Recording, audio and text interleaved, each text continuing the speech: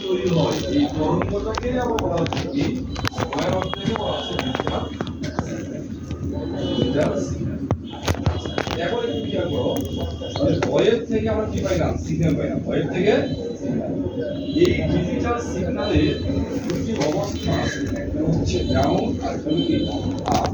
এই ডাউনটাকে বোঝানোর জন্য এইটা বুঝছো এই ডাউন এই অবস্থায় কিভাবে চিহ্নিত করবো আমরা এইটাকে কি বলা হয় দেখো এই ডাউন অফ বললো জিরো মানে অফ মানে কি বিদ্যুৎ নাই অফ মানে কি বিদ্যুৎ নাই এই অথবা জিরো এরকম এইগুলোকে মিথ্যা বললো যেটাকে বুঝবে অফ বললো যেটাকে বুঝবে বিদ্যুৎ নাই বললো যেটাকে বুঝবে জিরো বললো মিথ্যা এই শব্দগুলো কি ব্যবহার করতে পারবো আমরা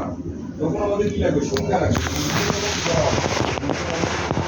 হয় আর কি হয় এখানে এইটাই হলো ফ্যাক্ট কি ফ্যাক্ট